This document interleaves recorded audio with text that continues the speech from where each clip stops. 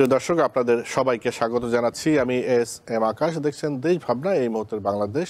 আজ আমরা মূলত আলোচনা করব রাজনৈতিক সংকট, জোট এবং ভোটের রাজনীতি নিয়ে। আমাদের সাথে তিনজন অতিথি, আপনাদের সাথে পরিচয় করে দিই। আমাদের সাথে আছেন ডক্টর কামরুজ্জামান কায়সার, শিক্ষাবিদ ও সংগঠক এবং আহ্বায়ক, এগ্রিকালচার অ্যাসোসিয়েশন অব বাংলাদেশ অ্যাব। আপনাকে স্বাগত জানাচ্ছি। আমাদের সাথে আছেন শরীফুজ্জামান শরীফ, রাজনীতি বিশ্লেষক। আমাদের সাথে আরও রয়েছেন মুক্তাদির রশিদ, সাংবাদিক, বাংলা আউটলুক। আপনাকেও স্বাগত। আমার মনে হয় এই মুহূর্তে সবচেয়ে আলোচিত বিষয় মনে হয় বেগম খালেদা জিয়ার অসুস্থতা, এবং তার সুস্থতা আমরা সবাই কামনা করি। তিনি আমাদের মাঝে সুস্থ হয়ে ফিরে আসুক। তাকে আমাদের দেশের জন্য খুব দরকার নিঃসন্দেহে। তিনি আমাদের অভিভাবক। সারা দেশের মানুষই আসলে তার জন্য সুস্থতা কামনা করছে। কিন্তু আলোচনার বিষয় যেটা হয়ে দাঁড়িয়েছে সেটা হলো, একটা হচ্ছে তার সুস্থতা হওয়া দরকার, কিন্তু এই মুহূর্তে তারেক রহমান দেশে ফিরতে পারছে না। তিনি একটা স্ট্যাটাসও দিয়েছেন। তা আপনি ডক্টর কামরুজ্জামান কাছে আপনাদের কাছে দিয়ে শুরু করি যে খালেদা জিয়া অসুস্থ এবং এই মুহূর্তে তারেক রহমান যে আসতে পারছেন না বলে তিনি স্ট্যাটাস দিলেন, সেটা তো আপনারা দেখেছেন, এবং এটা মানুষের মধ্যে বিভিন্ন মিশ্র প্রতিক্রিয়া তৈরি করেছে। আপনি কিভাবে দেখেন? ধন্যবাদ আপনাকে, দীপ্ত টিভিকে এবং আমাদের অগণিত দর্শকদেরকে ধন্যবাদ জানাচ্ছি সমসাময়িক বিষয় নিয়ে কথা বলার জন্যে। আপনারা জানেন যে বর্তমানে বেগম খালেদা জিয়ার একটা জীবন মৃত্যুর সন্ধিক্ষণে উনি আছেন, অনেকটাই বলা যায়। স্বাস্থ্যের চরম অবনতি। তো তারপরেও সর্বশেষ যে অবস্থা, তাতে মনে হচ্ছে যে উনি সিসিইউতে আছেন, তবে উনি কথাও বলতে পারছেন, সেটাও শোনা যাচ্ছে। তো যাই হোক, সব কিছু মিলিয়ে ওনার স্বাস্থ্যের অবস্থা অস্থিতিশীল অবস্থায় আছে। তো এই অবস্থায় অবশ্যই বেগম জিয়া তার পারিবারিক সান্নিধ্যে উনি আছেন, থাকবেন, এবং তার একমাত্র জীবিত সন্তান হিসাবে বিএনপির ভারপ্রাপ্ত চেয়ারম্যান জনাব তারেক রহমান সাহেব ওনার স্বাস্থ্যের বিষয়টা সার্বক্ষণিক যোগাযোগ রাখছেন। উনিও ভেরি মাচ কনসার্ন ওনার মায়ের সার্বিক চিকিৎসার উন্নতির জন্য উনি খোঁজখবর রাখছেন। তো এখন যে বিষয়টা আপনি বললেন যে উনি এই মুহূর্তে আসবেন কি আসবেন না, সেটা ওনার স্ট্যাটাস বা ওনার নিজস্ব কিছু চিন্তাভাবনা আছে, এবং সার্বিক একটা রাজনৈতিক এখানে বিষয় বা কিছু টেকনিক্যাল বিষয় আছে যেটা উনি ভালো জানেন। আমরা যারা রাজনীতির সাথে জড়িত, পেশাজীবী রাজনীতির সাথে, আমি খুব হলফ করে বা আমি একদমই এমন একটা কথা বলতে চাই না যেটা আমাদের পার্টির প্রতিকূলে চলে যায়। তবে উনি সার্বক্ষণিক যোগাযোগ রাখছেন, যেভাবেই হোক রাজনীতিও নিয়ন্ত্রণ করেছেন উনি 17 বছর ধরে প্রবাসী থেকে। সাংগঠনিক যে বিষয়টা উনি খুব ভালোভাবেই নিয়ন্ত্রণ করেছেন। ইতিমধ্যে বিএনপির যে প্রার্থী নির্বাচনটাও উনি করেছেন খুব সফলভাবে। তো এখন ওনার কিছু স্ট্যাটাস নিয়ে আপনি বললেন যে এটা ওনার এককভাবে ওনার হাতে নেই, বা এটার সাথে হয়তো অন্যান্য কিছু বিষয় জড়িত আছে, কিছু সিকিউরিটি রিজনস থেকে শুরু করে পারিপার্শ্বিক অনেক বিষয় আছে, সেটা উনি ভালো জানেন, ভালো বুঝবেন। তো উনি যথাসময়ে আসবেন, এটা আমরা আশা করি। সামনে আপনার নির্বাচনের তফসিল হবে, তফসিলের পূর্বে এবং পরে কিছু বিষয়াদি থাকে। তফসিলের পরে আপনার কিছু পার্টি চিফ যারা, তাদের কিছু নিরাপত্তাজনিত বিষয়ে সরকার কর্তৃক সেটা নির্ধারিত হয়, আর সামগ্রিকভাবে রাষ্ট্র তাকে নিরাপত্তা দেওয়ার ক্ষেত্রে এগিয়ে আসে। এটা আমরা বরাবরই দেখে আসছি। এর আগেও যখন নির্বাচনগুলো হয়েছে তখন সংস্থা প্রধানরা পার্টি প্রধানদেরকে সেই ধরনের প্রোটোকল দিয়ে এসেছে। তো সেটা হয়তো ওনার বিবেক বিবেচনায় আছে, সেটা উনি সঠিক সিদ্ধান্ত নেবেন আশা করি। আর যদি বেগম জিয়ার স্বাস্থ্যের কিছুটা উন্নতি হয়, তাকে আবারও বিদেশে নিয়ে যাওয়ার জন্য একটা প্রস্তুতি চলছে, সেটাও আমরা গণমাধ্যমের মাধ্যমে আমরা জানতে পেরেছি।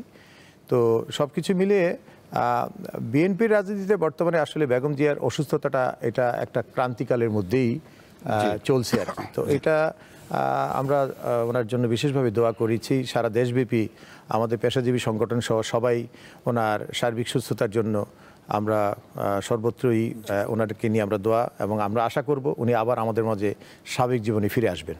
অনেক ধন্যবাদ শরীফুজ্জামান শরীফ। একই ধরনের প্রশ্ন, যেমন তার স্ট্যাটাস দিয়ে তো অনেক আলোচনা হচ্ছে, তিনি আসলে মানে এটা একটা পরিষ্কার নয় কারোর কাছে যে আসলে অদৃশ্য শক্তিটা কে বা কারা। তিনি বলছেন যে তার আসার বিষয়টা অবারিত নয় বা একক নিয়ন্ত্রণাধীন নয়। মানে এটা কিন্তু অনেক জল্পনা কল্পনা, আলোচনা সমালোচনা, বিভিন্ন ব্যাখ্যা বিশ্লেষণ হচ্ছে। আপনি একজন রাজনৈতিক বিশ্লেষক হিসেবে এটাকে কিভাবে বিশ্লেষণ করবেন?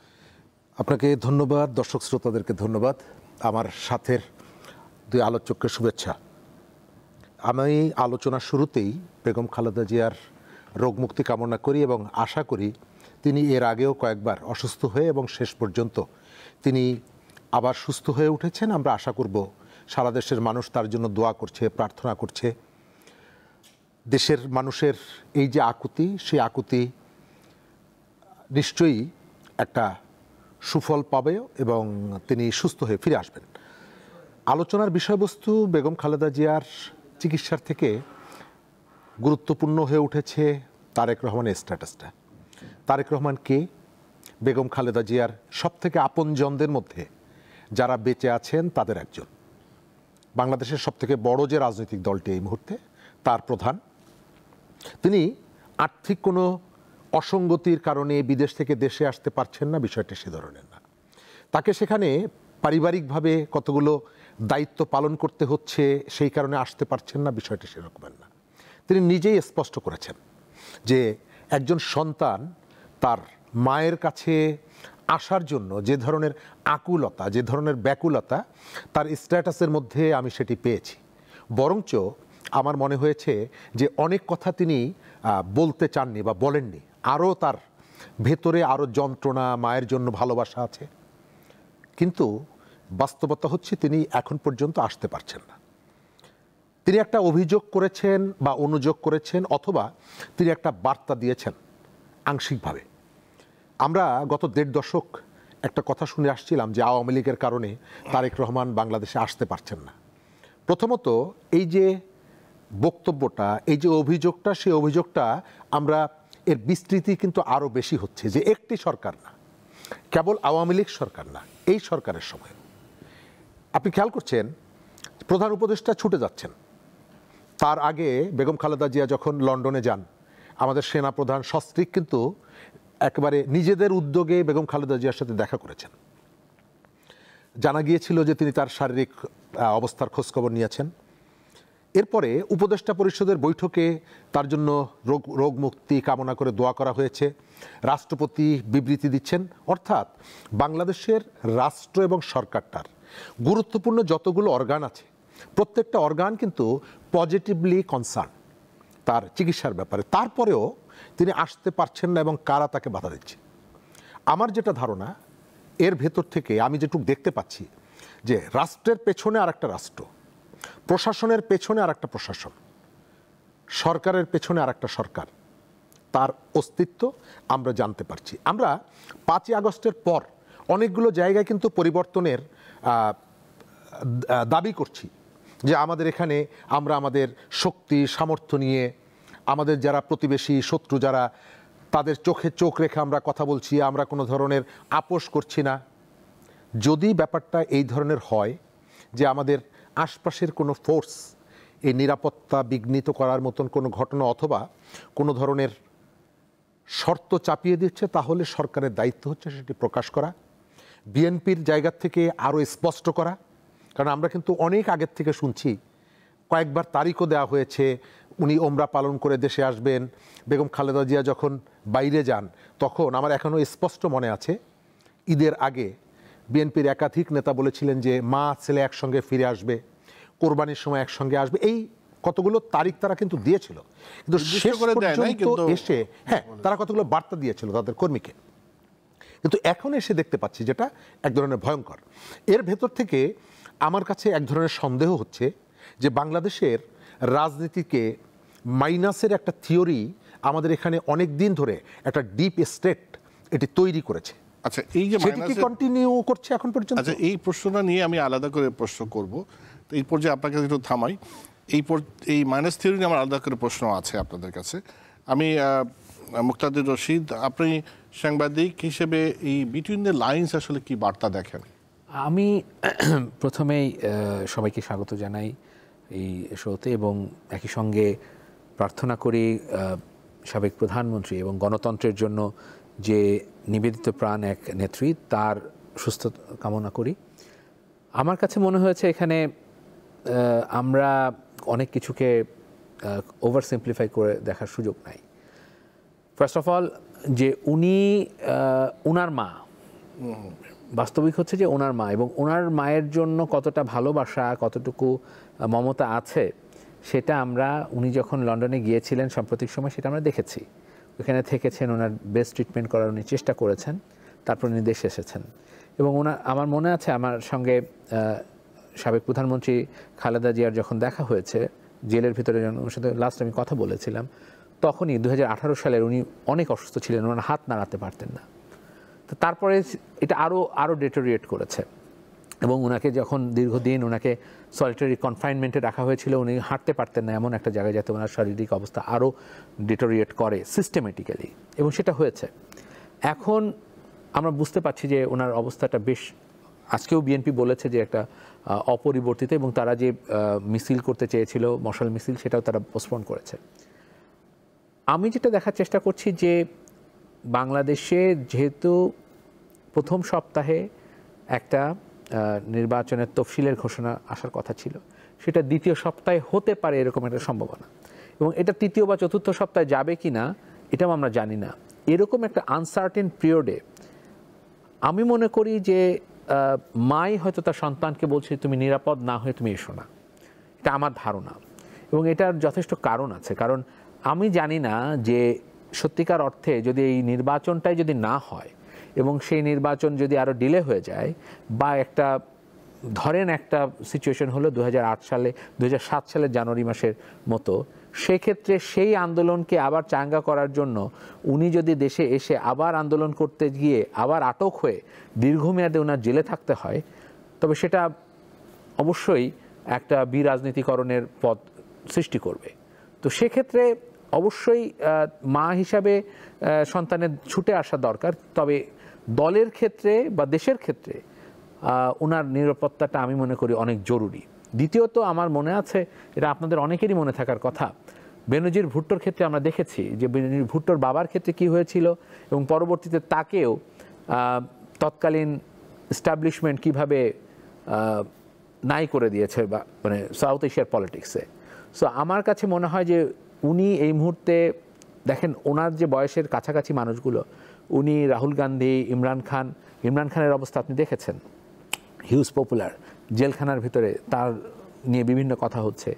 সেকেন্ড হচ্ছে রাহুল গান্ধী, এখন পর্যন্ত উনি হিন্দুত্ববাদের এগেনস্টে ফাইট করে আসতে পারছেন না। আমার দেশে এরকম একটা পপুলিস্ট সার্জ আমরা দেখতে পাচ্ছি, এবং সেই পপুলার সার্জের পেছনে অনেক পশ্চিমা শক্তি কাজ করছে বলে ধারণা করা হচ্ছে। সেইখানে উনি এসে একটা ন্যাশনালিস্ট ফোর্সের নেতা হিসেবে তাকে খুব ওয়েলকাম করবে পশ্চিমা শক্তিগুলো, আমি মনে করি না। সেই জন্য ওনার নিরাপত্তাটা দেশের কল্যাণে প্রয়োজন। আপনি দেখেছেন যে ইতিমধ্যে উনি কয়েকটা বিষয়ে উনি প্রশ্ন তুলেছেন, তার পোর্ট নিয়ে উনি কথা বলেছেন, করিডোর নিয়ে উনি কথা বলেছেন।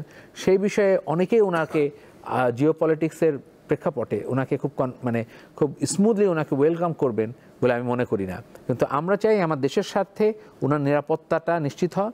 এখানে একটা কথা বলে রাখা খুব জরুরি, যখন জুবাইদা রহমান ওনার ওয়াইফ দেশে এসেছিলেন, তখন কিন্তু প্রোটেকশন উনি পান নাই। এখন আপনি যদি দেখেন দীর্ঘমেয়াদে একটা দল যেখানে এরকম একটা সিচুয়েশনের ভিতর দিয়ে গেছে, তার বাবা নিজে অ্যাসাসিনেটেড হয়েছেন, তার বাবা অ্যাসাসিনেট হয়েছেন, সেখানে একটা ভয় একটা পরিবারের ভিতরে থাকাটা খুবই স্বাভাবিক। আর সেখানে পরিবার যখন পুলিশের প্রোটেকশনটাও পাচ্ছে না এবং দেওয়া হচ্ছে না, সেইখানে আমার মনে হয় যথেষ্ট প্রিপারেশন ছাড়া এখানে আসাটা, শুধু জামাত সমালোচনা করছে বা জামাতের শিশির মনিরের মতো কিছু মানুষ সমালোচনা করছে দেখে আপনাকে দৌড়ে এখানে চলে আসতে হবে, তাদের ফাঁদে পা দিতে হবে, এইটা আমার মনে হয় যে উচিত হবে না। জি, আমরা অন্যটা প্রসঙ্গে আসি। নির্বাচন নিয়ে তো এখন কথাবার্তা হচ্ছে। আমি যেটা দেখি যে সরকারের দিক থেকে নির্বাচনের কথা বলা হচ্ছে, নির্বাচন কমিশন প্রস্তুতি নিচ্ছে, রাজনৈতিক দলগুলো নির্বাচনের প্রস্তুতি নিচ্ছে, তাদের নমিনেশন ঘোষণা করা হচ্ছে, প্রাথমিক নমিনেশন। কিন্তু তারপরেও মানুষের কাছে যে প্রশ্নটা, আমার প্রত্যেক দর্শকতে এই প্রশ্নটাই করতে হয়। মাঝে কিছুদিন মনে হলো যে না, নির্বাচনটা ফেব্রুয়ারিতে হচ্ছে, আবার বিভিন্ন জায়গায় দেখবে বিভিন্ন রকম ন্যারেটিভ, ফেসবুকে, বিভিন্ন জায়গায় সোশ্যাল মিডিয়াতে, আসলে ফেব্রুয়ারিতে নির্বাচন হবে তো। এই মানুষের মধ্যে এই আশঙ্কাটা কেন থাকছে আপনার কি মনে হয়? আসলে আমরা তো নির্বাচন বিমুখ যে একটা পরিস্থিতি ছিল আর কি, বিগত 17 বছর নির্বাচনের যে স্বাভাবিক পরিবেশ থেকে আমরা অনেক দূরে ছিলাম। তো এই অন্তর্বর্তী সরকার তারা আন্তরিক, তারা নির্বাচনে জনগণকে সম্পৃক্ত করে একটি ক্রেডিবল ইলেকশন তারা দিতে চায়। তাদের আন্তরিকতা বা সদিচ্ছার বিষয়গুলো কিন্তু সবাই অনুধাবন করছে। তারপরেও কেন জানি একটা বিষয় চলে আসে যে নির্বাচন আদৌ হবে কি না, কিন্তু না হলে কি হবে। আমার পাল্টা প্রশ্নটা হলো যে নির্বাচন নিয়ে যারা এত গবেষণা করছে বা এত চিন্তা বা উদ্বিগ্ন যারা আছেন, তো যদি আমরা এটা বিপরীতভাবে চিন্তা করি যে নির্বাচন হলো না ফেব্রুয়ারিতে, তাহলে দেশের পরিস্থিতি কি নির্বাচন হলে ভালো হবে নাকি এটা বিলম্বিত হলে বা না হলে ভালো হবে, সেটা তো ভাবতে হবে। বর্তমানে আপনি জানেন যে আমাদের বিদেশি বিনিয়োগ শূন্যের কোটায়, তারপর কর্মসংস্থান নেই, তারপরে ব্যাংকের তারল্য সংকট থেকে শুরু করে অর্থনৈতিক রাজনৈতিক একটা অনিশ্চয়তার মধ্যে দিয়ে আমরা এগুচ্ছি আর কি। তো এই অবস্থায় কিন্তু সবাই চায় একটা স্থিতিশীলতা, এবং সেই স্থিতিশীলতার পূর্ব শর্ত হলো একটা গণতান্ত্রিকভাবে নির্বাচিত সরকারের আগমন। তো সেটা যদি আমরা আশা করি, সেটা নিশ্চয়ই এই সরকারও আশা করে। আর এই সরকার যদি মনে করেন তারা আরও প্রলং করতে চায় তাদের ক্ষমতাকে, তাহলে তো দেশের পরিস্থিতি আসলে স্বাভাবিক থাকবে না। সবাই চেয়ে আছে যে একটা যে করেই হোক একটা নির্বাচন হোক, একটা নির্বাচিত সরকারের সাথে দেশি বিদেশি সব ধরনের স্টেক হোল্ডাররা কিন্তু কাজ করতে আগ্রহী। তো সেক্ষেত্রে আমরা উপদেষ্টা পরিষদের যে সম্মানিত সদস্যবৃন্দ সহ প্রধান উপদেষ্টার আন্তরিকতার ব্যাপারেও কিন্তু বিভিন্নভাবে আমরা দেখে আসছি। তো এখন হয়তো তফসিল ঘোষণা না হওয়া পর্যন্ত এই ধরনের একটা ধোঁয়াশা জনমনে থাকতে পারে, কিন্তু আমার কাছে মনে হয় যাই কিছু হোক নির্বাচন হবে। যে শরীফুজ্জামান শরীফ, আপনি যেহেতু জনগণের সাথে একদম সরাসরি কথাবার্তা বলেন, এরকম কোশ্চেন অবশ্যই পান। আমার প্রশ্নটা মনের মধ্যে এটা হয়, আমাকেও কিন্তু অনেকে জিজ্ঞাসা, কালকেও কয়েকজন জিজ্ঞাসা করছে যে মনে করে সাংবাদিক বোধহয় অনেক খবর জানে, এরকম মনে করে। এই মানুষের মনে এই প্রশ্নটা কেন উঠছে আপনার কি মনে হয়? অথবা যারা এই ন্যারেটিভটা তৈরি করছে যে নির্বাচন হবে, তো সন্দেহটা জাগাচ্ছে, এরা কারা? ধন্যবাদ। পাবলিকের মনের মধ্যে কোনো বিষয়ে যদি প্রশ্ন তৈরি হয়, এটাকে আমি অন্যায়ভাবে দেখি না। কারণ আমরা রাষ্ট্র এবং সরকারটাকে এক একজন এক এক অ্যাঙ্গেল থেকে দেখি। সরকারের কাজের মধ্যে প্রচুর ধোঁয়াশা আছে, স্ববিরোধিতা আছে। আপনি একটু আগে, আপনি এখন নেট সার্চ দিলে পাবেন, গত 3-4 দিন আগে প্রধান উপদেষ্টার প্রেস সেক্রেটারি তিনি বললেন সাবেক স্বরাষ্ট্রমন্ত্রী মৃত্যুদণ্ডপ্রাপ্ত আসাদুজ্জামান খান কামালকে বাংলাদেশে আনার ভেতর থেকে ভারত এদেরকে প্রত্যার্পণ শুরু করবে। গত কয়েকদিন আগে তিনি বলার পরে সমস্ত মিডিয়া এটি নিউজ করলো। আজকে পররাষ্ট্র উপদেষ্টা বলছেন যে এই সম্পর্কে কোনো তথ্য আমার কাছে নেই। এর কয়েকদিন আগে আমাদের আরও একজন স্থানীয় সরকার উপদেষ্টা বললেন যে ভারতের সাথে আমাদের যতগুলো চুক্তি ছিল, দাসত্বের চুক্তি, সব আমরা বাতিল করে দিয়েছি। সন্ধ্যাবেলায় পররাষ্ট্র উপদেষ্টা, যিনি এই বিষয়গুলো দেখাশোনার দায়িত্ব যার, তিনি বললেন যে এটি সত্য না। অর্থাৎ সরকারের এক একটা জায়গার থেকে, এক একটা জানালার থেকে যে যেভাবে পারছে তারা এই যে তথ্যগুলো আনছে এবং সমাজের মধ্যে ক্রমশই একটা ভুল তথ্য ছড়িয়ে দিয়ে ক্রেডিট নেওয়ার চেষ্টা করছে, বাহবা নেওয়ার চেষ্টা করছে। কিন্তু দেখা যাচ্ছে যে তার মধ্যে একটা সঠতা আছে। সরকারের মধ্যে কেউ কেউ চায় এই নির্বাচনটা আরও কিছুদিন যদি ক্ষমতায় থাকা যায়, কারণ গত 10-15 বছরের বাংলাদেশের যে গণতান্ত্রিক যে আন্দোলন, সেই আন্দোলনে কোনোভাবে সম্পৃক্ত ছিলেন না এই ধরনের অনেক মানুষকে দেখছি এখানে আছেন, ক্ষমতাটা ভোগ করছেন। এমনকি আওয়ামী লীগের সাথে সরাসরি যুক্ত থেকে নানা রকমের পারিবারিকভাবে সুযোগ সুবিধা নিয়েছেন, তারাও এখানে এসেছেন। প্রশাসনের একটা বড় অংশ যারা 10-15 বছর ডিপ্রাইভ ছিলেন, তারা দায়িত্বটা পেয়েছেন মাত্র 1 বছর। আর একটু সময় থাকলে আরও একটু ভালোভাবে তার কাজগুলো করে নিতে পারতেন, বা অন্যান্য যে আশপাশের যে সুবিধাগুলো পাওয়া যায় সেগুলো পাওয়া যেত। আর শেষ জায়গাটা হচ্ছে বাংলাদেশের পলিটিক্সকে ঘিরে আমাদের ইন্টারন্যাশনাল যে ধরনের অ্যাক্টর যারা আছেন, তাদেরও একটা কিন্তু প্রচেষ্টা বা তৎপরতা আছে। আপনি বাংলাদেশে আপনি বহুদিন ধরে সাংবাদিকতা করেন, আপনি কখনো কি দেখেছেন ভুটান বাংলাদেশের পলিটিক্যাল ইস্যুতে কখনো তার আগ্রহ প্রকাশ করেছে? কয়েকদিন আগে ভুটান এসে বাংলাদেশের যে ডোমেস্টিক পলিটিক্স নিয়ে তাদের যে আগ্রহের যে জায়গাটি, প্রত্যেকটা পলিটিক্যাল পার্টির সঙ্গে তারা বসছে। তার অর্থ হলো যে বাংলাদেশের ফিউচার, বাংলাদেশের ভবিষ্যৎ পলিটিক্স নিয়ে এই দেশগুলোরও এক ধরনের আগ্রহ, অথবা তারা এখান থেকে তথ্যগুলো জেনে নিচ্ছে। আচ্ছা, বাইরে যাওয়ার পরে তারা এই তথ্যগুলোকে শেয়ার করবে না, বা অন্য কেউ তাদের কাছে জিজ্ঞেস করবে কিনা? তার অর্থ হচ্ছে যে বাংলাদেশের যে নির্বাচন এবং পলিটিক্স, এর সঙ্গে কেবল ডোমেস্টিক ইস্যুগুলো যুক্ত না, ইলেকশন কমিশন, অমুক তমুক স্টেক হোল্ডাররা যুক্ত না, এর বাইরেও আরও অনেকগুলো স্টেক হোল্ডার দাঁড়িয়ে গেছে। শেষ জায়গাটা হচ্ছে সরকারের মধ্যে এক ধরনের চালাকিও আছে। ভাই যেটি বললেন, আমি এই জায়গাটা একটু ডিফার করি। আমি পরিষ্কার দেখতে পাই সরকার অনেকগুলো জায়গায় একটা পক্ষ নিয়েছে। আপনি আরপিও সংশোধন থেকে শুরু করে ডিসিএসপিদেরকে লটারির মাধ্যমে বিভিন্ন জায়গায় পদায়ন থেকে শুরু করে কথিত লটারি, হ্যাঁ, কথিত লটারির ভেতর থেকে আমি দেখতে পাচ্ছি, এটি আমি একবার স্পষ্ট করে বলি যে সরকারের ভেতরে বিএনপিকে পাওয়ারের বাইরে রাখার একটা সূক্ষ্ম ভাবনা তাদের মধ্যে আছে। আমি পরের অংশে, আপনি আমাকে সময় কম দিন, আমি এই জায়গাটা একটু শেষ করে দেই। আরপিওটা হচ্ছে রাজনৈতিক দল কি ধরনের আচরণ করবে ভোটের সময়, তার তো একটা সরকারের একটা নির্দেশনা। আপনি কোনো দলের সাথে কথা বললেন না, কিন্তু বাংলাদেশে এতদিন ধরে চলে আসছে একটা প্রতীকে অনেকগুলো দল যখন জোটবদ্ধ হয় নির্বাচন করে। 18-র যে নির্বাচন, সেই নির্বাচনে অনেকগুলো দল, জাতীয় ঐক্য ফ্রন্ট, অনেকগুলো রাজনৈতিক দল একতাবদ্ধ হয়েছিল। বিএনপির মার্কা ধানের শীষ নিয়ে জামাত ইলেকশন করেছে। কেন? জামাত তো ওই রিক্সা মার্কা নিয়ে করতে পারতো। আন্দালিব রহমান পার্থর বাংলাদেশ জাতীয় পার্টি বিজেপি, তার মার্কা রিক্সা, কই সেই মার্কা তো নেয়নি। ধানের শীষ কেন? আচ্ছা, ঠেলাগাড়ি তো নেয়নি। ধানের শীষ কেন নিল? কারণ প্রতীকের একটা বাড়তি বেনিফিট আছে। তো এবার আপনি দেখছেন ইলেকশন কমিশন কারোর সাথে আলাপ না করেই সঙ্গে সঙ্গে সিদ্ধান্ত নিল। বিএনপির স্মারকলিপি দেওয়ার পরেও তারা এই বিষয়ে কোনো কর্ণপাত করলো না। বিএনপি স্টেটমেন্ট দিল, আবার সেই আরপিও ক্যাবিনেটে আসলো প্রধান উপদেষ্টার উপস্থিতিতে। সমস্ত উপদেষ্টাদের অংশগ্রহণে যে সভা হলো, বিএনপির মতামতকে তারা গুরুত্ব দিল না, এবং স্বল্প সময়ের মধ্যে সরকার এটিকে প্রজ্ঞাপন জারি করে এটাকে আলোচনার পথ বন্ধ করে দিল। এর কারণটা কি? কারণটা হচ্ছে এর ভেতর থেকে বিএনপি যদি 50টা আসন তার শরিকদেরকে ছেড়ে দেয়, আমার ধারণা এই প্রতীক সংক্রান্ত এই সিদ্ধান্তের কারণে তার ভেতর থেকে 45টা আসন বিএনপির প্রতিদ্বন্দ্বী যারা, তাদের কাছে চলে যাবে। যদি ব্যাখ্যা চান আমি পরের অংশে এর ব্যাখ্যা দেব।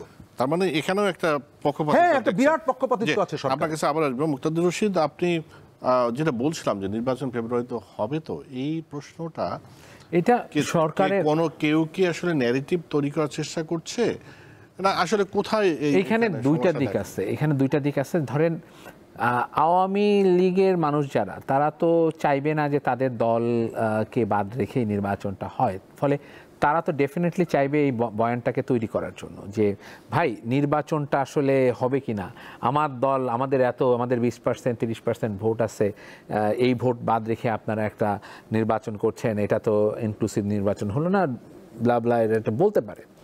তো এইটা তাদের, কিন্তু আপনি যে কয়টা মানুষকে দেখবেন, মোস্টলি দেখবেন তারা আগে আওয়ামী লীগের ছত্রছায়া ছিল, না হলে আওয়ামী লীগের কাছাকাছি থাকা মানুষগুলো, এটা একটা পক্ষ দীর্ঘদিন ধরে করছে। এটা একদম বলতে পারেন যখনই নির্বাচনের আলাপ শুরু হয়েছে তখন থেকেই তারা শুরু করেছে।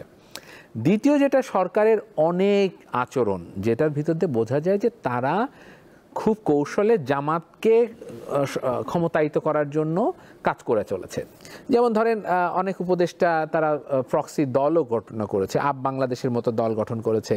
একজন উপদেষ্টা সরাসরি তার হস্তক্ষেপে দল তৈরি হয়েছে, আর এক উপদেষ্টারা এনসিপির জন্য কাজ করেছেন। তারা এখন অবশ্য এনসিপিতে আসবেন কি আসবেন না এটা নিয়ে একটা দ্বন্দ্ব সৃষ্টি হয়েছে। একজন তো উপদেষ্টা এসে এনসিপির দায়িত্ব নিয়েছেন। তার মানে এই জায়গা থেকে যেটাকে বোঝা যায় যে সরকার যে, ওই যে আমরা বলতাম না অনেক আগে শেখ হাসিনা যে ভয়টা দিত আমাদেরকে, জুজুর ভয় বলতে, যে তৃতীয় শক্তি, তো তৃতীয় শক্তির একটা উত্থান আমরা হয়তো দেখতে পাচ্ছি। এর সাথে যুক্ত হয়েছে আরও প্রক্সি বলতে আমি বোঝাচ্ছি যে মানুষগুলো বিভিন্ন দেশের স্বার্থকে প্রাধান্য দিয়ে বাংলাদেশের ন্যাশনালিস্ট যে স্পিরিটকে অবদমিত করার জন্য চেষ্টা করছে, তারা জড়িত। এখানে বাংলাদেশের একটা বড় প্রবলেম হচ্ছে একটা চক্র বাংলাদেশে কাজ করছে যে এখানে একটা পুতুল সরকার বসানো দরকার।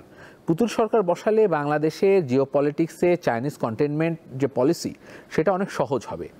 কিন্তু আপনি যদি পুতুল সরকারের বদলে একটা ন্যাশনালিস্ট কোনো সরকার আসে, আপনার যে কোনো চুক্তি করার ক্ষেত্রে, যে কোনো যুদ্ধে যাওয়ার ক্ষেত্রে, আরাকানে আমরা আদেও আম করব কি করব না, বা আমরা নিজেরাও এখানে করিডোর দিব কি দিব না, এই ধরনের অনেক প্রশ্নে তখন আমাদেরকে কি করতে হবে, আমাদেরকে ভাবতে হবে যে আমার ইকোনমি এটা সাপোর্ট করে না, আমি চায়নার সঙ্গে মানে কনফ্রন্টেশনে কারোর প্রক্সি হওয়া আমার পক্ষে সম্ভব না। এই জায়গাগুলো তখন অটোমেটিক্যালি বন্ধ হয়ে যাবে। ন্যাশনালিস্ট যে কোনো দল যখন ক্ষমতায় আসবে সে চিন্তা করবে আমার নেশন ক্যাপাবিলিটি বাড়াতে হবে, এডুকেশন আমার সমস্যা, হেলথ আমার সমস্যা, হেলথকে পুরাটা ধ্বংস করা হয়েছে সেটাকে আবার মানে পুরাটা ইন্ডিপেন্ডেন্ট করার জন্য চেষ্টা করতে হবে, এডুকেশনটাকে প্যারালাইজ করে দিয়েছে সেই এই ফোকাসগুলো তখন আপনার চলে যাবে কোথায়, শিফট করবে সোকল জেনজির ভেতরে। তখন আপনি দেখবেন তারা এই রাজনৈতিক ওই যে দেখেন না অনেকে বলে যে আবার একটা বিপ্লব করব, আবার একটা ইয়ে করব, অর্থাৎ একটা মব তন্ত্রকে মানে তৈরি করার যে প্রেক্ষাপট সেইগুলো করার চেষ্টা করা হচ্ছে। এক্ষেত্রে অনেকেই মনে করে যে ভবিষ্যতে যে ভালনারেবিলিটি, আপনি একটা উদাহরণ আপনাকে আমি দিতে পারি, এইটা এরকম প্রেক্ষাপট হয়েছিল জার্মান যখন রিইউনিফিকেশন হয়, তারপরে কিন্তু জার্মানির প্রায় 20-25 বছর লাগছিল স্টেবিলিটি আনার জন্য, একটা পর একটা। আমি সেদিন কথা বলছিলাম, ব্যারনেস আসছিলেন আয়ারল্যান্ডের, ওনার সাথে আমরা একটা ঘরোয়া পরিবেশে ছিলাম, উনি বললেন যে আমাদের প্রায় 30 বছর লেগেছে সিচুয়েশনটাকে নর্মালাইজ করতে। তো বাংলাদেশে তো একটা বড় ধরনের ঘটনা ঘটছে, জুলাইতে আমাদের প্রচুর মানুষ মারা গেছে। তো এই জায়গাটাতে কেউ কেউ চাচ্ছে একটা ফায়দা লুটতে, এবং সেই ফায়দা লুটার জন্য যে ইয়ের ভেতরেও কাজ করছে, এই উপদেষ্টা পরিষদের ভিতরেও কাজ করছে, এরকম অভিযোগগুলো আসছে। এবং তার পেছনে ওই যে আমরা শুনতে পাই রহমান ব্রাদার্সের গল্প, আমরা শুনতে পাই বিভিন্ন গং নাম দিয়ে গ্রুপ আছে। তো এইটা যে সেই 111-এর আনফিনিশড ওয়ার্ক হচ্ছে না, এইটা তো আসলে নিশ্চিত করে বলা যাবে না। আমার কাছে আবার আসবো। এখন যে প্রসঙ্গটা আসছিল যে 111 আনফিনিশড ওয়ার্কের কথা যেটা আসলো, এর আগে সে মাইনাসের কথা তুলছিল, যে এখন এই মাইনাস থিওরি কি কোথাও কোনোভাবে মাথাচাড়া দিয়ে উঠছে বলে মনে হয়? এটা একদম অমূলক নয়। বিষয়টা শুরু তো হয়েছিল 111 2007 থেকেই শুরু হয়েছিল। সেই প্রক্রিয়াতে যারা এটার কুশীলব বা নেপথ্যে যারা কাজ করে তারা তো এখনও আছে, তারা এখনও সক্রিয়। আপনার প্রশাসনে বলেন বা সামরিক বাহিনীতে বলেন বা বিভিন্ন স্তরে কিন্তু তারা সক্রিয়। তো তাদের স্বার্থের একটা ব্যাপার আছে। যদি আপনার ধরেন এখন তারেক রহমান সাহেবকে মাইনাস করা যায়, তাহলে হয়তো তাদের আগামী দিনের পথ পরিষ্কার থাকে। এটা একটা বিষয় তো থাকবেই, সবাই তো সবাই স্বার্থ নিয়ে কাজ করবে। তো সেই ক্ষেত্রে এটা একটা বিষয়, সেটা মানে জনমনে এটা একটা সংশয় তো আছে। আপনি যেভাবে বললেন এটা আমরাও ভাবতে পারি। তো পর্দার আড়ালে থেকে অনেক কিছু হয়, সেটা আমরা জানি। আর আরেকটা বিষয় হলো যে আপনার ফ্যাসিস্ট গোষ্ঠী যারা 2024-এর জুলাইতে তাদের পতন হয়েছে, তাদেরও তো একটা বড় অংশ এখন আপনার প্রশাসনে বলেন বা আপনার সর্বত্র বাংলাদেশের যারা চালিকা শক্তি, সর্বত্রই কিন্তু তাদের এখন আধিপত্য আছে। তারা নতুনভাবে যদিও তারা জাতীয়তাবাদী দর্শন বা এই সরকারকে খুশি করার জন্যে তারা কাজ চালিয়ে যাচ্ছে মনে হচ্ছে অ্যাপারেন্টলি, কিন্তু ভিতরে কিন্তু তাদের দর্শন, তাদের চিন্তাধারা তো ওই ধরনেরই। তো সেক্ষেত্রে একটা ন্যাশনালিস্ট ফোর্স এসে টোটাল যে চেইন অফ কমান্ড থেকে শুরু করে রাষ্ট্র কাঠামোর একটা গুণগত পরিবর্তন আনবে, এটা তো তারা সহজভাবে নেবে না। সেক্ষেত্রে এই ধরনের ষড়যন্ত্র বা এই ধরনের বিভিন্ন ধরনের পরিকল্পনা, অপতৎপরতা এটা থাকবে, এটা থাকাটা স্বাভাবিক। সব কিছুর ঊর্ধ্বে হলো যে মানুষ মুখিয়ে আছে একটা নির্বাচনের জন্য। নির্বাচনটা যদি আপনার সুষ্ঠু সুন্দর অংশগ্রহণমূলক একটা নির্বাচন হয়, তাহলে এই ধরনের সব ধরনের ষড়যন্ত্রই কিন্তু পরিত্রাণ পাবো আমরা, এবং সেখান থেকে আমরা উত্তরণের একটা সুযোগ আসবে। জি, শরীফুজ্জামান শরীফ, আপনি মাইনাসের কথা তুলছিলেন। যে প্রেক্ষাপটে আলোচনাটা এসেছে, বেগম খালেদা জিয়ার অসুস্থতা, তারেক রহমান তার ছেলে এবং দলটির প্রধান, তার স্বাভাবিক সময়ে দেশে আসার, নির্বাচনকে ঘিরে যে সময়টা দেশে আসার কথা, প্রায় সেই সময়টাই কিন্তু তার মা অসুস্থ হয়ে পড়েছেন। সুতরাং মার অসুস্থতার কারণে নানা রকমের প্রেক্ষাপট বিবেচনা করে আমি আর একটু দেরি করে যাব, বিষয়টি সে ধরনের ছিল না। কারণ এই সময় তার স্বাভাবিকভাবে আসতে হতো, তাকে ভোটার তালিকাভুক্ত হওয়া, অনেকগুলো কাজ তার কিন্তু আছে, নির্বাচনের প্রস্তুতি ইত্যাদি আছে। কিন্তু তিনি এই সময় এসে যে আসতে না আসার ক্ষেত্রে তার যে চ্যালেঞ্জটার কথা বললেন, এর ভেতর থেকে বোঝা যায় যে হয়তো তার মায়ের, মুক্তাদির ভাই যেটি বললেন যে তার মা হয়তো নিষেধ করেছে যে নিরাপদ একটা অবস্থা তৈরি না হওয়া পর্যন্ত তুমি এসো না। তো এই নিরাপদ অবস্থাটা তৈরি করার দায়িত্বটা কার? গভর্নমেন্টের। কোন গভর্নমেন্ট? যে গভর্নমেন্ট এই যে ঘুরে বেড়াচ্ছে, চিকিৎসার খবর নিচ্ছে, সশস্ত্র বাহিনী দিবসে একসঙ্গে ছবি তুলছে, তাহলে এই প্রশাসন তার নিরাপত্তার ব্যবস্থাটা করছে না কেন? নিরাপত্তা নানা কারণে বিঘ্নিত হয়, ইন্টারন্যাশনাল নানা অ্যাক্টররাও এর মধ্যে যুক্ত থাকে। কিন্তু সরকার যদি আপনার সঙ্গে থাকে এবং সে যদি নিশ্চয়তাটা দেয়, যেটা আমাদের প্রেস উইং থেকে বলা হলো, তাহলে ভয়টা কোন জায়গায়? সরকার যদি থাকে, সে যদি নিশ্চয়তা দেয়, তাহলে তো ভয় পাওয়ার কথা না। কিন্তু তারপরেও শঙ্কাটা তৈরি হচ্ছে কেন? তৈরি হচ্ছে এই কারণে সরকারের মধ্যে আমি একটা স্ববিরোধিতা দেখি। এই যে একটু আগে বললাম, মুক্তাদির ভাইয়ের সাথে একমত যে সরকার এখানে যে কতগুলো অভিনয় করছে। জামাতের সেক্রেটারি জেনারেল তিনি প্রেস কনফারেন্স করে বললেন যে লটারির মাধ্যমে এই ডিসিএসপিকে পদায়ন করতে হবে, ঠিক তার পরের দিন সরকার সেই সিদ্ধান্তটা মেনে নিল। বিএনপি তার ব্যাপারে ক্রিটিক করেছে, কিন্তু বিএনপির কথা উনি শুনছেন না। আপনি যখন ঐক্যমত্য কমিশনে বৈঠকে বসলেন, সব কাগজপত্র তাকে দিয়ে আসলেন, সে তার মনের মাধুরী মিশিয়ে তার পছন্দ মতন বক্তব্যগুলো রেখে আর সবাইটা বাদ দিয়ে দিল। আবার যে ব্যক্তিকে আপনি ক্রিটিক করলেন সেই কাজটার জন্য, আলী রিয়াজ, ঠিক তার 5 দিন পরে তাকে প্রমোশন দিয়ে আবার নিয়ে আসলেন। তার অর্থ হচ্ছে পলিটিক্যাল পার্টির যে বক্তব্য বা আপত্তি, এটি ডক্টর ইউনূস থোড়াই কেয়ার করেন। এর শক্তির উৎস কোথায়? তার নিশ্চয়ই একটা উৎস আছে। এবং আমাদের এখানে যে 111-এর ভেতর থেকে মাইনাস যে পলিটিক্সটা শুরু হয়েছিল, এই সরকারের মধ্যে সর্বোচ্চ ব্যক্তি থেকে অনেকেই তো সেই 111-কে সমর্থন করেছেন, পত্রিকায় লিখেছেন, খোলা চিঠি লিখেছেন, তারা সংস্কার কমিশনের দায়িত্ব পেয়েছেন, অনেকগুলো সংস্কার কমিশনের দায়িত্ব পেয়েছেন। আমি নাম ধরে বলতে পারি কিন্তু বলবো না। আমাদের দেশের মানুষ জানেন, অর্থাৎ তাদের যে ভাবনাটা, তাদের মধ্যে যে এজেন্ডাটা, সেই এজেন্ডা থেকে তারা দূরে সরে গেছেন, এটা আমি কখনোই বিশ্বাস করি না। পৃথিবীতে যে ডিপ স্টেট একবার যে জায়গায় টার্গেট করে, তারা দীর্ঘ সময় সেটিকে, প্ল্যানটিকে এক্সিকিউট করার জন্য অপেক্ষা করে। আমাদের এখানে শেখ হাসিনার হাত ধরে বেগম খালেদা জিয়াকে রাজনীতি থেকে মাইনাস করিয়েছে। আবার শেখ হাসিনা তার নিজে যে ধরনের কর্মকাণ্ড, তার সে যা যা করেছে সেটিকে ব্যবহার করেছে সুযোগ হিসাবে। তিনি তার ব্যবস্থাটা নিজেই করেছেন এবং আস্তে আস্তে আপনি দেখছেন রাজনীতিটা একটা পোলের কাছে, একটা অংশের কাছে চলে যাচ্ছে। এবং তার রিফ্লেকশনটা আপনি দেখছেন, 10 জন মানুষ যদি আপনার সাথে থাকে, আপনি ঢাকা শহরে যা খুশি তাই করতে পারবেন। অমুক জায়গায় একটা নারী হেঁটে যাচ্ছে, আপনি তাকে থামাবেন, তাকে অশ্লীল ভাষায় গালাগালি করবেন। অমুক জায়গায় একজন যাচ্ছে, তাকে যা খুশি তাই করবেন। কিন্তু নিজের জায়গায় আজকে পত্রিকা এসেছে, সাবেক রাষ্ট্রপতি আব্দুল হামিদের আপন শ্যালক হচ্ছে জামাতের এমপি ক্যান্ডিডেট, সেখানে সেখানে জাস্টিস। কিন্তু আমি যখন এই কথাটা বলছি, কালকে যখন আপনার এটা অনলাইনে যাবে, দেখবেন যে বট বাহিনী এসে অশ্রাব্য ভাষায় গালাগালি করছে। তারা ঠিক করে দিচ্ছে, এবং জুলাই অভ্যুত্থানের পরে এরা ঠিক করে দিচ্ছে যে কারা দেশপ্রেমিক, এবং ছাত্রলীগের ভেতরে থেকে কাজ করাটা এটা হচ্ছে আপনার কৌশল। কিন্তু আমি যদি ছাত্রলীগের সাথে একটা সম্পর্ক থাকে, আমি হচ্ছে ফ্যাসিবাদের দোসর। এবং আপনি দেখছেন একের পর এক স্ববিরোধিতা, যেখানে যেটা আমি কয়েকদিন আগে বলেছিলাম, জামাতের রাজনীতি হচ্ছে মৌলভীবাজারের 7 রঙা চায়ের মতো। আপনি মোহাম্মদপুরে সে ব্যক্তির জন্য ভোট চায়, প্রেস ক্লাবের সামনে যে সে আরপিও চায়। আপনি সুনামগঞ্জে গিয়ে সে রোজা এবং পূজাকে এক করে, মানিকগঞ্জে গিয়ে সে বাউলকে নিয়ে বলে যে ধর্মীয় অনুভূতিতে আঘাত লেগেছে। যেখানে যেটা প্রয়োজন সেখানে সেটা অ্যাপ্লাই করছে। ইসলামী ব্যাংক থেকে অসংখ্য কর্মীকে আওয়ামী লীগ কর্মী বলে চাকরিচ্যুত করা হয়েছে। গতকালকে দেখলাম চট্টগ্রামের একটা জামাতের এক প্রার্থী, ওই এলাকাটায় চাকরিচ্যুতদের সংখ্যাটা বেশি, তাদের ভোটটা নেওয়ার জন্য বলছে জামাত যদি পাওয়ারে আসে তাহলে তোমাদেরকে আমরা ইসলামী ব্যাংকে চাকরি দেবো। অর্থাৎ ভোটের জন্য তারা যেখানে যেটা প্রয়োজন সেটি করছে। আমি শেষ করবো এই জায়গাটায়, ওই 111 যাদের হাত ধরে এসেছিল, যাদের ব্রেন চাইল্ড, তারা এখনো অ্যাক্টিভ আছে। বাংলাদেশকে ঘিরে এখনো করিডোরের ইস্যুটা আছে, বন্দরের ইস্যুটা আছে, এবং নাফ নদীর এপার এবং ওপারে হিসাবটা আছে, হিসাব আছে, বার্মা অ্যাক্ট আমেরিকার সেটা আছে, অনেকগুলো কাজ আছে যে কাজগুলো এখনো শেষ করা যায়নি।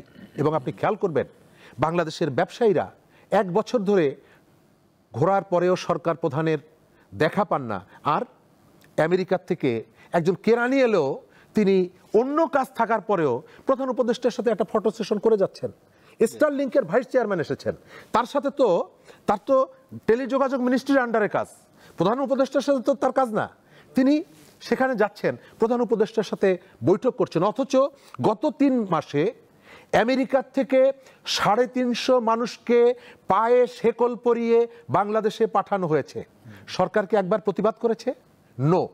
আমি এই কথাটা মজা করে বলি, আমেরিকার থেকে কেউ যদি এখানে আসে মনে হয় যেন ডক্টর ইউনূসের জামাই বাড়ির আত্মীয় এসেছেন, তাদেরকে এমনি ভাবে করে এই সরকার তাদেরকে যত্ন করছে। অর্থাৎ সরকারের একটা হিডেন এজেন্ডা আছে, গোপন এজেন্ডা আছে, কেবলমাত্র গণতান্ত্রিক রূপান্তর, বাংলাদেশে ভোটাধিকার প্রতিষ্ঠা করা, এই এজেন্ডাগুলো না, এর বাইরে তার একটা এজেন্ডা আছে। মুক্তাদির রশিদ, আপনি কি মনে করেন? আমার কাছে যেটা মনে হচ্ছে ভাইয়ের সঙ্গে আমি অনেক ক্ষেত্রেই একেবারে একমত। যেমন ধরেন লটারির মাধ্যমে এসপি নিয়োগ, এইটা নিয়ে খুব একটা কথা বলা হচ্ছে না, কিন্তু আমি জানি না এই লটারিটা কিভাবে হয়েছে। আমি অনেকগুলো এসপির সঙ্গে কথা বলেছি, তারা বলছে যে ভাই আপনি দেখেছেন, কে দেখেছে লটারিটা? তার মানে লটারি দেখে আপনি কুমিল্লার এসপি চিটাগংয়ে চলে গেল, এই নিশ্চয়তাটা আপনি কিভাবে নিশ্চিত করলেন? এবং তার মতো করে যেখানে যেখানে সেট করা দরকার সেইগুলো সব সেট হয়ে গেল। কারণ আমরা জানি যে ইতিমধ্যে দেখবেন যে জুলাই অ্যালায়েন্সের পক্ষ থেকে চট্টগ্রামে যে এসপি হয়েছেন তার ব্যাপারে যথেষ্ট আপত্তি দেওয়া হয়েছে, তার পিসিপিআর মানে এরপরে আগের যে কার্যক্রম সেগুলো নিয়ে বিতর্ক আছে, তাকে বানানো হলো। ঠিক আছে, এইভাবে ডিসিরগুলোর ক্ষেত্রেও তাই হচ্ছে এবং ওসিদের ক্ষেত্রেও শোনা যাচ্ছে অনেকটা একইভাবে। এই মেকানিজমটা কি ট্রান্সপারেন্ট কিনা? আপনি শুধুমাত্র ওই যে কথিত ভোটের দিন মানুষজন ভোট দিচ্ছে, ভোটের তো শেখ হাসিনার সময় তো যদি আপনি 2018 সালে নির্বাচন দেখেন, দেখতে তো খুব সুন্দর ছিল, মানুষজন ভোট দিতে গেছে, বিদেশিরা এসে বলছে যে নাইস প্লেস, এখানে সুন্দর ভোট হচ্ছে, কিন্তু আমরা তো জানি যে আগের রাতে ভোট হয়ে গেছে। 24-এর ইলেকশনে তো আপনি দেখেছেন যে এখানে কোনো মারামারি হয়নি, 2-4টা মানে ধরেন সব মিলায় হয়তো 20-25 জন মারা গেছে সারা দেশে, কিন্তু ঘটনাটা কি হয়েছে? ভোট দিতে মানুষ যায়নি। অর্থাৎ মেকানিজম ইজ দেয়ার। আমি মনে করি যে মেকানিজমটা খুব সূক্ষ্মভাবে এখনই করা হচ্ছে, যেটা কোনো না কোনো ফর্মে কোনো না কোনোভাবে জামাতকে প্রিভিলেজ দেওয়া হচ্ছে। জামাতের যে স্টাইলটা আমরা দেখতে পাচ্ছি 2014 সালে যখন বিজেপি ক্ষমতায় এসেছিল, যে মডেল যে প্রেক্ষাপট ধরে সে ক্ষমতায় এসেছিল, একই মডেলে একই প্লেবুকে তারা এখন বাংলাদেশের ক্ষমতায় আসার জন্য সর্বাত্মক চেষ্টা করছে। কিন্তু সমস্যাটা কোথায়?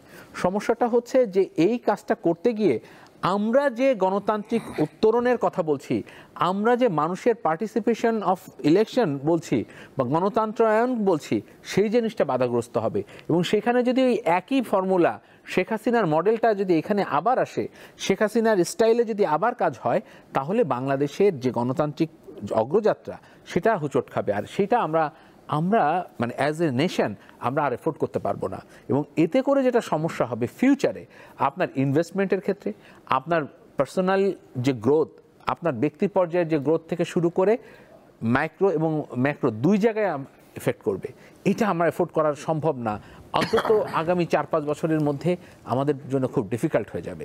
জি, ধরে নিই আমরা ফেব্রুয়ারিতে নির্বাচন হবে, যেহেতু যদি ঘোষণা হয়নি কিন্তু হয়ে যাবে বলে মনে করছি আমরা, যদি ধরনের দৈব ঘটনা না ঘটে। কিন্তু এর আগে নির্বাচনগুলো তো কী হয়েছে, ভোট হয়নি বা রাতে ভোট হয়েছে বা ভোট দিতে পারেনি বা ওরকগুলো হয়েছে, কিন্তু যখনই নির্বাচন হয়েছে তখন আমরা দেখেছি যে বলা হয়েছে যারা মনোনয়ন বাণিজ্য, আর একটা আছে কালো টাকা। তো এই যে মনোনয়ন বাণিজ্য এবং কালো টাকা, এবার কি তার কিন্তু ব্যতিক্রম হতে পারে বলে মনে হয়? না, সেই ব্যাপারে তো নির্বাচন কমিশন থেকে কিছু নির্দেশনা বা কিছু পরিপত্র জারি করা হয়েছে। নির্বাচনটা কিভাবে হবে বা নির্বাচনে যে প্রার্থীদের কিছু নীতিমালা বা তাদের কিছু আচরণবিধি, সেটার ব্যাপারে তো সুস্পষ্ট একটা নির্দেশনা দেওয়া আছে যে কালার পোস্টারও করা যাবে না, উঠান বৈঠক করতে হবে, তারপরে কালো টাকা যদি কেউ ছড়াছড়ি করে বা এটার যদি কোনো সাক্ষ্য প্রমাণ থাকে সেক্ষেত্রে তার বিরুদ্ধে মানে আইনানুগ ব্যবস্থা নেওয়া হবে। এই ধরনের বিষয়টা হলো যে এখন যদি এটার প্রয়োগটা হয়, আমরা তো বিধিমালা অনেক কিছুই থাকবে, সেটা সঠিক প্রয়োগ আগে যদি বিধিমালা তো নির্বাচন আগেও কমিশন ছিল। সেটা দেখাতে পারে তাহলেই সবচেয়ে ভালো হবে। আর তফসিলের পরে নির্বাচন কমিশনের হাতেই সমস্ত প্রশাসনিক ক্ষমতাটা চলে যাবে। তো সেক্ষেত্রে সিইসি বলেছে এই যাবৎকালে সবচেয়ে ভালো এবং দৃষ্টান্তমূলক একটা নির্বাচন উনি উপহার দিতে চান। তো সেক্ষেত্রে ওনার কথা আমরা বিশ্বাস করি, কিন্তু আমরা আমাদের সহ-আলোচক যেই কথাগুলো বললেন যে এই যে ডিসিএসপির নিয়োগগুলো নিয়ে যে মানে একটা সংশয় বা এই যে একটা সাজানো নাটকের মাধ্যমে বা লটারির মাধ্যমে যে নিয়োগ টিয়োগগুলো, এগুলো তো সুস্পষ্টভাবে একটা ইঙ্গিত বহন করে যে কোনো একটা দলের পিছনে তাদের একটা মদত। সত্যি এটা তো ধরেন ব্যাখ্যা, কিন্তু লটারি কোথায় হয়েছে, লটারি তো Exactly. হতেও পারে। লটারিটা কিভাবে হলো, মানে এটা কি হয়েছে কোন যে প্রিন্সিপালের উপর এটা তো আলোকিত হলো? মানুষের হ্যাঁ, প্রিন্সিপালটা আমি ওইটাই বলতে চাচ্ছি। সবাই কিন্তু দেখায় নাই। হ্যাঁ, যেটা- সেটাই। তো লটারি যে হয়নি সেটা তো আমরা বলতে পারি। হ্যাঁ, এখন মানে যদি হয়েছে তো লটারি আমরা দেখিনি। কোন একটা পার্টিকুলার দলের হয়নি যদি সেটা তো আমরা দেখিনি। কোন একটা সেটাই তো পার্টিকুলার বলছি, দলের এটার যদি জন্য তো আপনার ম্যাক্সিমাম লটারিতে তাদেরকে আনা হয় এবং তাদের মধ্যেই যদি আপনার লটারি করে নির্বাচন করতে, তারাই তো ঘুরে ফিরে আসবে। হ্যাঁ, দেখা গেছে যে আপনার এসপি 64টা জেলার মধ্যে 48 জন জামাত সমর্থিত, এটা অলরেডি গণমাধ্যমে এসেছে। 42 জন আপনার ডিসি জামাত সমর্থিত। তো এটা কিভাবে হলো? তো এরা কোথায় ছিল, কিভাবে হলো? এইভাবে লটারির মাধ্যমে এতজন কিভাবে একটা দলের সমর্থিত তারা এখানে আসে? তো এগুলো আসলে একটা আশঙ্কা। এগুলো সব কিছু মিলে জনমনে এই যে একটা সংশয়, এটা দূর করতে হবে প্রধান নির্বাচন কমিশন এবং নির্বাচন কমিশনকে। আমরা দেখি এখনো আশাবাদী যে ভালো কিছু ওনারা করবেন। প্রশাসন, বিচার বিভাগ থেকে শুরু করে সব জায়গায় আমরা আশা করব যে আর ছলচাতুরি বা সেই আমি ডামি নির্বাচন বা রাতের নির্বাচন, এগুলো নিয়ে কিন্তু আমরা গত 17 বছর সাংঘাতিকভাবে জনগণ কিন্তু প্রতারিত হয়েছে। এখানে কালো টাকার প্রভাব কি হবে? কালো টাকার প্রভাব সেটা তো থাকতেই পারে। সেটা তৃতীয় বিশ্বের এই ইয়েগুলো, বিশ্বে যে নির্বাচনগুলো হয় সেটা আপনার যে ভারতে একটা গণতান্ত্রিক দেশের একটা ভালো একটা উদাহরণ হতে পারে যে তাদের নির্বাচনে, কিন্তু সেখানে কি হয়নি? সেখানে কি এই ধরনের হয় না? তো হবে। সেটা কিভাবে কতটুকু আপনি মিনিমাইজ করতে পারবেন, কতটুকু আপনি এটাকে ভালোভাবে এটাকে প্রোটেকশন দিয়ে একটা মাত্রার মধ্যে একটা মানসম্মত নির্বাচন করতে পারবেন, সেই গাইডলাইনটা তো এখন নির্বাচন কমিশন এবং সরকারকে করতে হবে। জি, শরীফুজ্জামান শরীফ, যেটা যে ডিসিএসপির কথা যেটা বলা হচ্ছে লটারির মাধ্যমে, তো যেহেতু লটারি হয়েছে বা হয়নি, লটারি বলা হয়েছে, আমরা লটারি যেভাবে হোক হয়েছে সেটা, কিন্তু প্রশ্নটা হলো ধরেন যে এটা তো সরকার করেছে, এটা তো নির্বাচন কমিশন তো আর বদলে করে নাই। তফসিল হওয়ার পরে কি নির্বাচন কমিশন ইচ্ছে করে ডিসিশন চেঞ্জ করতে পারবে না? আরেকবার লটারি যদি তারা করে, সেটা কি করার সুযোগ আছে? এখন আপনি এই যে সিদ্ধান্তটা নিলেন, একটা রাজনৈতিক দলের দাবির পরপরই সিদ্ধান্তটা বাস্তবায়ন করলেন, তার অর্থ হচ্ছে যে সরকারের প্রতি ওই দলটির একটা প্রভাব আছে। আচ্ছা, ইলেকশন কমিশনের উপরে প্রভাব নিয়ে এটি আপনি কিভাবে বিশ্বাস করেন? এই যে আরপিও সংশোধনের নামে প্রতীক বরাদ্দর ক্ষেত্রে প্রথম সিদ্ধান্তটা তো ইলেকশন কমিশন নিয়েছে। সুতরাং এই ইলেকশন কমিশন ওই যে ঘুরিয়ে ফিরিয়ে একই ফলাফল যে আনবে না। আপনি ধরেন পলিটিক্যালি ডেডিকেটেড একজন কর্মী, তিনি এসপি হিসাবে নিয়োগ পেলেন এক্স পার্টির, তাকে আপনি দায়িত্ব দিয়েছেন লটারি করে সুনামগঞ্জে। তিনি সুনামগঞ্জের নিয়োগ পেয়ে দলের পক্ষে কাজ করবেন। আপনি যদি তাকে রংপুর পাঠান, ওই একই কাজ করবেন। আপনি যে পদ্ধতিতে এই বাছাইটা করলেন, কি পদ্ধতিতে আপনি একটা দলের 50 জন কর্মীকে বাছাই করলেন, বা দুটো দলের, এক দলের হচ্ছে 45 জন, আর এক দলের হচ্ছে 5 জনকে বাছাই করলেন 50, তারপরে সেটি লটারি করে বিভিন্ন জায়গায় দিলেন। তো এটি তো একই জিনিস। যিনি মানিকগঞ্জে দায়িত্ব পালন করবেন, হ্যাঁ, এটি তো ফিট লিস্টটা কিভাবে হলো, এটা ইম্পর্টেন্ট। এক, দ্বিতীয়ত হচ্ছে প্রশাসনের মধ্যে যে দখলদারিত্ব। আপনার তথ্য উপদেষ্টা বলেছিল না যে দুটো দল দখল করে নিতে যাচ্ছে, ভাগ করে নিচ্ছে। আচ্ছা, একটা রাজনৈতিক দল কিভাবে বলে যে উপদেষ্টাদের সাথে পলিটিক্যাল বিএনপির নেতাদের কি টেলিফোন আলাপ হয়েছে সেগুলো আমাদের কাছে আছে? একটা রাজনৈতিক দল কিভাবে মন্ত্রীদের টেলিফোনে আড়ি পাতে, প্রশাসনের মধ্যে যদি তার লোক না থাকে, তাহলে এটি কিভাবে সম্ভব? তার অর্থ হচ্ছে যে আপনি বিভিন্ন পরতে পরতে আপনি আপনার লোক সেট করে ফেলেছেন। এবং এই ধরনের একটা সেট আপ দিয়ে আমি বুঝি না, মানে আমি কিছুটা ক্ষোভ নিয়েই বলছি যে বিএনপি আসলে কি ধারণা করছে যে পাবলিক ভোট দিলেই ফলাফল, এই জায়গাগুলোতে বিএনপির পক্ষ থেকে আমি কোনো উদ্বেগ দেখছি না। আমরা কিন্তু প্রমাণ দিয়ে বলছি, মিডিয়া প্রমাণ দিয়ে বলছে, এবং আপনার চোখের সামনে তো আপনি দেখতে পাচ্ছেন অস্বাভাবিক প্রক্রিয়ায় এই সরকারের সময় আজকে সাগর রুনি হত্যাকাণ্ডের তদন্ত রিপোর্ট প্রকাশের 122তম বার তারিখ পরিবর্তন করা হয়েছে। যে সরকার, সেই সরকারের সময় একদিনের মধ্যে প্রতীক সংক্রান্ত প্রজ্ঞাপন জারি হয়ে যায় কিভাবে? যে সরকারের সময় একটা তদন্ত কমিটি, ডিসি নিয়োগের ক্ষেত্রে অনিয়মের যে তদন্ত কমিটি, সরকার যখন দায়িত্ব নেয় 24 সালে অক্টোবরের 9 তারিখে কমিটি হয়েছিল, এখন পর্যন্ত সেই রিপোর্ট প্রকাশিত হয়নি। এখন পর্যন্ত ডিসি নিয়োগের অনিয়মের রিপোর্ট প্রকাশিত হয়নি। নুরুল হক নূরের উপরে আক্রমণ হয়েছিল সেপ্টেম্বর মাসের 2 তারিখে, বিচার বিভাগীয় তদন্ত কমিটি হয়েছিল 15 দিনের জন্য, এখন পর্যন্ত রিপোর্ট প্রকাশ করেনি সরকার। আর প্রজ্ঞাপন, প্রতীক সংক্রান্ত 2 দিনের মধ্যে প্রজ্ঞাপন জারি করে দেয়। তার কারণটা কি? কারণটা হচ্ছে এই যে রাজনীতি, এর পেছনে একটা পলিটিক্স আছে, রাজনীতির পেছনে একটা পলিটিক্স আছে। এটা বিএনপি ধরতে পারছে না, বা অথবা বিএনপি গুরুত্বটা দিচ্ছে না। এবং আমার অবজারভেশনটা, এই সরকার বিএনপিকে একটা আসার দিবে, এমন সময় আসারটা দিবে যখন বিএনপি আসলে ঘুরে দাঁড়ানোর সুযোগটা থাকবে না। এবং ব্যক্তি, রাজনৈতিক দল কাকে কার সাথে কি আচরণ করলে এটি মুখ্য না। মুখ্য হচ্ছে আমরা যে একটা নির্বাচনের মধ্য দিয়ে, একটা ফেয়ার ইলেকশনের মধ্য দিয়ে, জনগণের ভোটাধিকারের মধ্য দিয়ে আমরা একটা গণতান্ত্রিক সরকার চাই। সেখানে যদি আপনি কোনোভাবে একটা কারসাজির মধ্য দিয়ে ভেতরে এক ধরনের ফিটফাট, বাইরে ফিটফাট, ভেতরে সদরঘাটের যদি নির্বাচন করেন, সেই ধরনের নির্বাচন বাংলাদেশে গণতন্ত্রের যে সংকটটা এখন আছে, এই সংকটকে আরো প্রলম্বিত করবে। মুক্তাদির রশিদ, যে প্রসঙ্গটা আসলে শুরু করেছিলাম সেটা হলো নির্বাচনের যে মনোনয়ন বাণিজ্য এবং যে কালো টাকা, মানে এইটা তো আমরা সারা জীবন দেখে আসছি। এবারে যে যেটা আপনারা এটা বলছেন যে এই জুলাইয়ের আগস্টের পরেও যদি এই সাজানো প্রশাসনের কথা আমরা শুনি, সেই মানে তাহলে কালো টাকাটা আমি আসলে মানে এখন পর্যন্ত দেখেন, এই আরপিও, নির্বাচন commission, Sarkar, policy, I don't care, এবং এইগুলো দিয়ে কালো টাকা বন্ধ করার কোনো পদ্ধতি না। কারণ হচ্ছে আমার দেশের যে মানুষটা অভাবী, বা যে মানুষটার টাকার প্রতি আকর্ষণ আছে, আমার আপনার সবারই আকর্ষণ আছে, সেই জায়গা থেকে টাকা আসবে, সে নিবে না এবং সে একদম সাধু হয়ে যাবে, এটা সম্ভব না। এটা একেবারে মানে মনে হয় যে একটা ভুল কথা বলা হবে।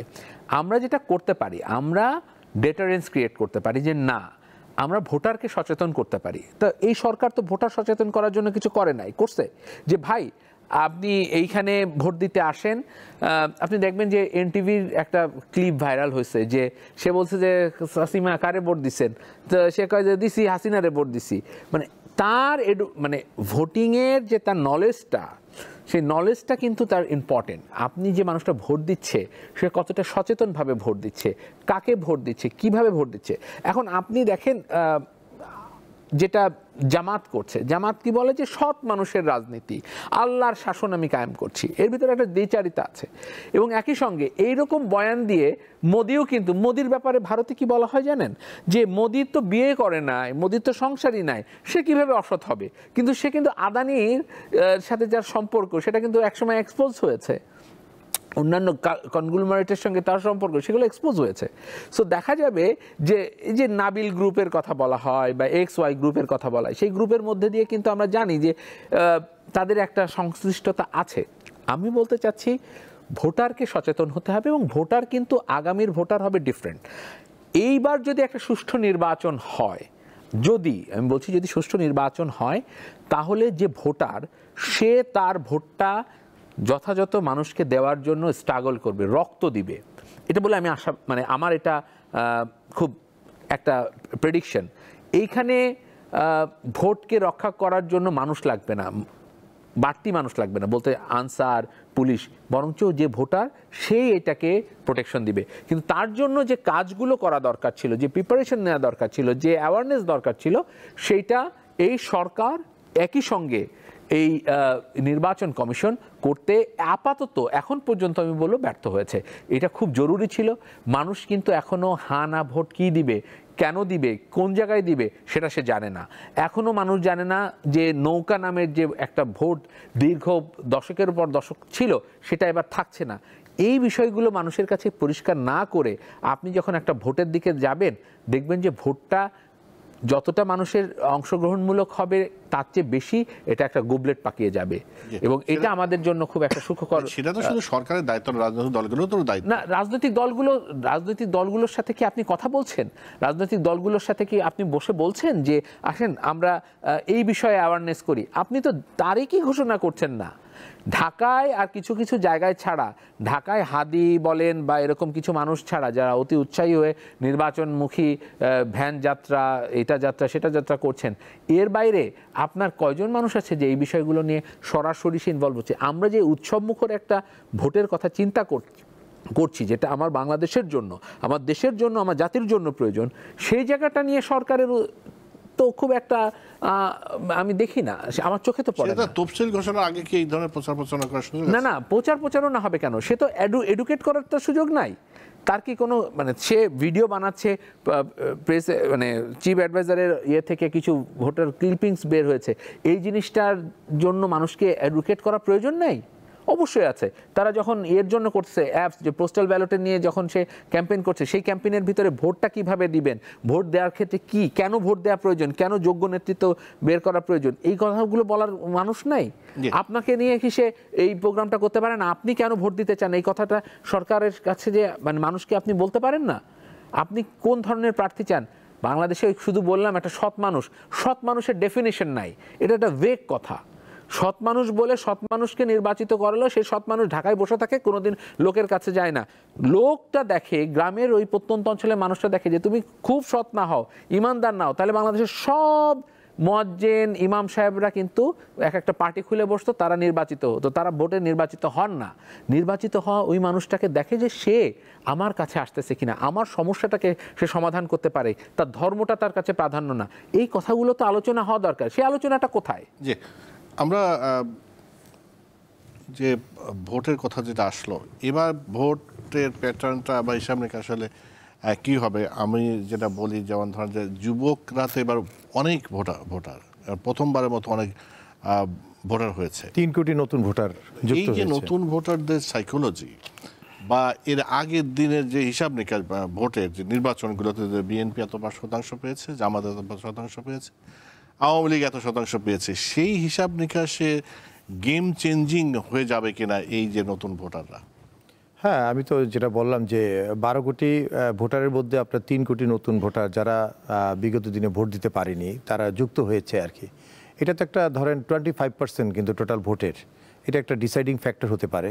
একটা সুইং ভোটার হিসাবেও তাদেরকে যদি আমরা কনসিডার করি, আমরা বলতে পারবো না যে তারা পার্টিকুলারলি এই দলের প্রতি তারা খুবই বেশি আসক্ত বা তারা এখানেই ভোট দিয়ে ওই দলকে জিতিয়ে দিবে। তো তারা সবাই খুব সচেতন, এবং তাদের ব্যাপারটা আসলে আমরা সবাই জানি যে বিগত ফ্যাসিস্ট সরকারকে পতনের ক্ষেত্রে তাদের ভূমিকা এবং তাদের সচেতনতার ব্যাপারে আমরা খুবই আস্থাশীল। তো সেক্ষেত্রে যেই দল তাদেরকে আকৃষ্ট করতে পারবে বা তাদের যে ম্যানিফেস্টো আগামী দিনে যে রাজনৈতিক দলগুলো তাদের আদর্শ, তাদের কর্মসূচি নিয়ে তাদের সামনে উপস্থাপন করবে, তারাই সিদ্ধান্ত নেবে যে কিভাবে কাকে নির্বাচিত করবে। আমাদের সময় কম সংক্ষেপে, এই যে এই যুবকদের যে এত সংখ্যক ভোটার, এটা কি ডিসাইডিং ফ্যাক্টর হতে পারে কিনা? এটা স্পষ্ট করে বলা যায় না। আমি প্রেডিকশনটা বলতে পারি, কিন্তু সেটি সত্য নাও হতে পারে। আপনি বিশ্ববিদ্যালয়গুলোর ছাত্র সংসদ নির্বাচনকে দেখেন, যারা গণ অভ্যুত্থানের সামনের কাতারে লড়াই করলো, ভোটের ফলাফলটা আপনার সামনে তার কোনো রিফ্লেকশন আছে? যারা এই গণ অভ্যুত্থানের ভেতর থেকে যে দলটি গঠিত হলো, তাদের যে ছাত্র সংগঠন যে 5 দফা ঘোষণা করলো, 1 দফা ঘোষণা করলো, যে ছাত্ররা, যে সংগঠনটি, তারা কিন্তু তাদের ভোটের পার্সেন্টেজটা কিন্তু খুবই কম। অনেক জায়গায় সে কিন্তু প্রার্থী পর্যন্ত দিতে পারছে না। গণ অভ্যুত্থানের যে স্পিরিটটা, গত 1 বছরে এটিকে যেভাবে মিসইউজ করা হয়েছে, অ্যাবিউজ করা হয়েছে, এবং তার ভিতর থেকে মানুষের মধ্যে এক ধরনের কিন্তু বিতৃষ্ণাও তৈরি করা হয়েছে। শাহবাগে মুক্তিযুদ্ধ মঞ্চের নামে আজ থেকে 2 বছর আগে যেভাবে মানুষকে পিটিয়ে রক্তাক্ত করা হয়েছে, এখন রক্তাক্ত করা হচ্ছে বাউল শিল্পীদেরকে জুলাই মঞ্চের নামে। তার মানে এই ফ্যাক্টরটা আসলে মানে যেভাবে এটা এক এক জায়গায় এক এক এক এক ধরনের। রকম শহরের ভাবে মধ্যে শহরে যে ধরনের আবেদনটা আছে বিশ্ববিদ্যালয় শিক্ষা প্রতিষ্ঠান কেন্দ্রিক, গ্রামেও যে একই ধরনের আবেদন সৃষ্টি করবে, এই বিষয়টা আমার কাছে মনে হয়। শেষ করতে হবে। মুক্তাদির রশিদ, খুবই আমি 1 মিনিট। এখানে একটু একদম সংক্ষেপে বলবো, সেটা হচ্ছে যে আরবান এডুকেটেড মিডল ক্লাস তারা খুবই অ্যাম্বিশাস থাকে এবং তারা মনে করে যে তারা দেশটাকে চেঞ্জ করে ফেলবে। কিন্তু আমাদের যেটা সংকট রয়ে গেছে সেটা হচ্ছে যে আমরা সবসময় যখন বুফে খাইতে যাই, এক্সাম্পলটা দিই যে বুফে খাইতে যাই যখন, তখন বুফে খাওয়ার সময় অনেক মানুষ, বাংলাদেশের মানুষকে দেখবেন যে একবারে প্লেটটা ভরে নেয়। সে নিয়ে তারপরে এসে যায়, যে ধারণা করে যে এটার পরে পাবে না। কিন্তু বাংলাদেশের মানুষের হওয়া উচিত ছিল যে এই খাবারটাই সে 7 বার বা 8 বার বা 10 বার মিলে খেতে পারতো। তো এই রাউন্ডটা আমাদের বুঝতে ভুল হয়। এই যে তরুণ সমাজ আছে, আমরা ধরে নিচ্ছি 3 কোটি ভোটারই জামাতকে ভোট দিবে, এই 3 কোটি ভোটারই নতুন একটা দলকে ভোট দিবে। আমি মনে করি না সেটা, বরঞ্চ এখনকার যে ভোটাররা তারা অনেক সচেতন, তারা দেখবে যে ওই রাজনৈতিক দল তাদের জন্য তাদের ভবিষ্যৎ বিনির্মাণে কিভাবে কাজ করছে, সেটার ভিত্তিতে তারা তাদের ভবিষ্যৎ নেতৃত্বকে বেছে নিবে বলে আমি মনে করি। জি, অনেক ধন্যবাদ ডক্টর কামরুজ্জামান কায়সা, আপনাকে অনেক ধন্যবাদ। শরীফুজ্জামান শরীফ, অনেক ধন্যবাদ। মুক্তাদির রশিদ, অনেক ধন্যবাদ। প্রিয় দর্শক, আমাদের সঙ্গে থাকার জন্য আপনাদেরকেও ধন্যবাদ। আজ এ পর্যন্তই।